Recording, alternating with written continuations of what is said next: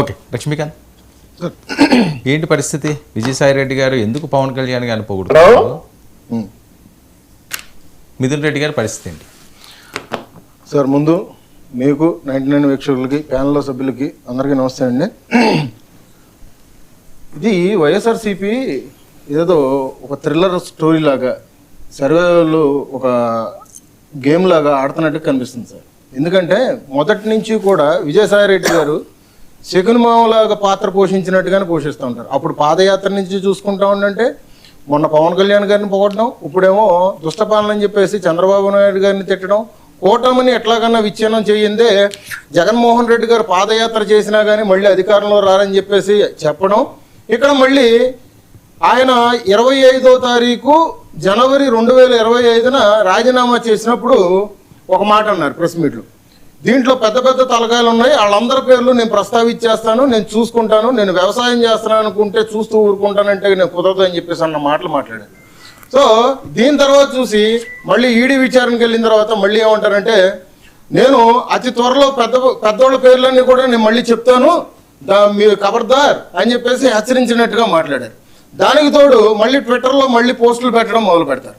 ఇవన్నీ చూసుకున్నా ఉన్నట్టు యూటర్న్గా ఎట్లా తీసుకొని మళ్ళీ ఇప్పుడు విజయసాయి రెడ్డి గారి ఇంట్లో మిథున్ రెడ్డి గారు, కసిరెడ్డి గారు వీళ్ళంతా కూర్చొని మాట్లాడుకున్నప్పుడు ఈ విషయం జగన్మోహన్ రెడ్డి గారికి తెలియదా? జగన్మోహన్ రెడ్డి గారికి మద్యం విషయంలో అసలే ఆయనకి సంబంధమే లేదన్నట్టుగా నిన్న ప్రెస్ మీట్ లో పటాపంచలు చేశారు. కాదు, ఇప్పుడు ఆయన జనసేనలోకి వస్తున్నారా? ఎందుకు పవన్ కళ్యాణ్ గారు బెస్ట్ అంటున్నారు? ఆయనకి ఎటు వెళ్ళాలనే పరిస్థితి లేదు సార్, ఎవరు ఆదరించట్లా. నిన్న కూడా అదే అన్నారు. నిన్న మీడియా సమావేశంలో కూడా టీడీపీలోకి వెళ్తున్నారు, జనసేనలోకి వెళ్తున్నారు, బీజేపీలోకి వెళ్తున్నారు అంటే వాళ్ళు ఎవరు స్పందించట్లేదు అనే మాట ఆయన నోటమిటే వచ్చింది. మరి ఏ విధంగా తీసుకుంటారు ఇటువంటి వ్యక్తిని? శకును పాత్ర పోషించే వ్యక్తిని ఇప్పుడు ఏమన్నా అప్రూవల్ గా మారుతానంటే తీసుకుంటాం. ఆయన మొన్నేమో విజిల్ బ్లోయర్ అన్నారు. ఇవాళ రోజు చూస్తే నేను అప్రూవల్ గా మారను, నేను మొత్తం అంతా సూటిగా మాట్లాడతాను, విజయసాయి రెడ్డి అనేవాడు నిక్కర్స్గా ఉండే వ్యక్తి అని చెప్పేసి మాట్లాడతాను. ఏంటి జోగి రమేష్ బయటకు వచ్చాడు? వచ్చినంత మాత్రాన వాళ్ళు నిర్దోషులని అక్కడ నిరూపించుకోరు కదా సార్. ఇప్పుడు అదే ఇందాక ఒకళ్ళు బయటకు వస్తున్నారు, ఇద్దరు లోపలికి వెళ్తున్నారు. వీళ్ళ తీరు ఎట్లాగా ఉందంటే ప్రతి విషయంలో కూడా వైఎస్ఆర్సీపీ శ్రేణులది నకిలీ మద్యంలో చూసుకోండి, లడ్డు విషయంలో చూసుకోండి, లేదంటే ఫైల్స్ దగ్ధం చేసిన విషయంలో చూసుకోండి, భూదందాల విషయంలో చూసుకోండి. ప్రతి విషయంలో ఎక్కడైనా కానీ రానున్న రోజుల్లో వైఎస్ఆర్సీపీ శ్రేణులకు మొత్తం అంతా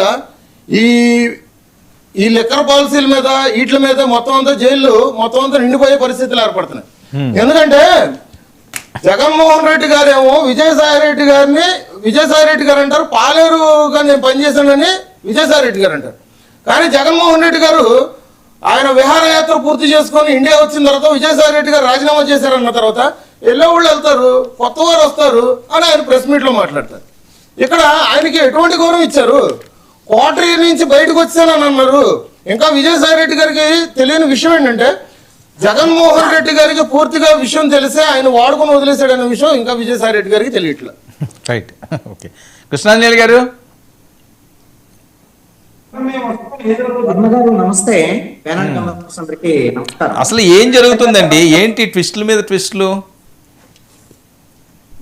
విజయసాయి రెడ్డి అన్ని క్లూస్ అయితే ఇస్తున్నాడండి. ఆయన మాట్లాడేటువంటి మాటల దగ్గర చాలా ఉన్నాయి.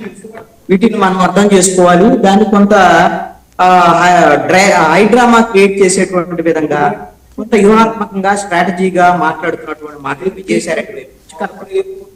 విజయసాయి రెడ్డి విచారణకు హాజరైనటువంటి సందర్భంలో ఆయన బయటకు వచ్చిన తర్వాత మాట్లాడినటువంటి మాటలకి మీరు ఒకసారి గమనిస్తే, సిట్టు విచారణలో ఏవి కూడా ఏదైతే లిక్కర్ కేసు, మనీ లాండరింగ్, అదే విధంగా మనీ రూటింగ్, వీటికి సంబంధించినటువంటి అంశాల మీద ఈడీ విచారిస్తారు.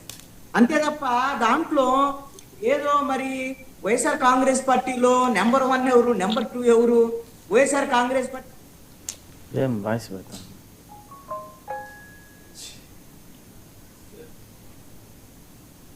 పీసీఆర్ కృష్ణాంజలి గారు వాయిస్ ఇవ్వండి. కృష్ణాంజలి గారు వినిపిస్తుందా? నా మాట మీకు క్లారిటీ ఉందా? మాట్లాడండి.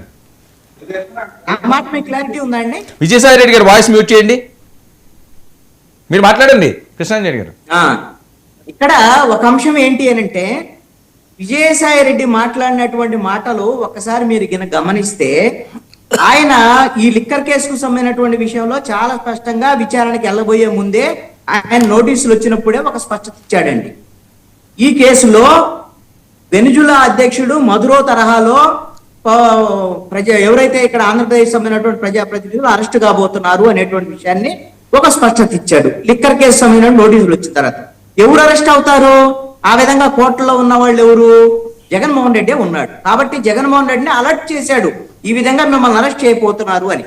జగన్మోహన్ రెడ్డి లిక్కర్ కేసులో అరెస్ట్ అవుతారు అని అనటానికి ఇప్పుడు ఈడీకి సంబంధించినటువంటి దర్యాప్తు ఇప్పుడు వేగవంతం కావటమే నిదర్శనం అండి. ఎందుకు జగన్మోహన్ రెడ్డి అరెస్ట్ అవుతారు అనేటువంటి దాని మీద మీకు ఒక సీక్వెన్స్ చెప్తాను.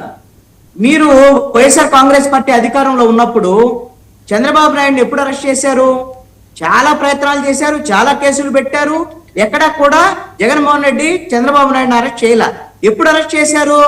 ఎప్పుడైతే జిఎస్టీ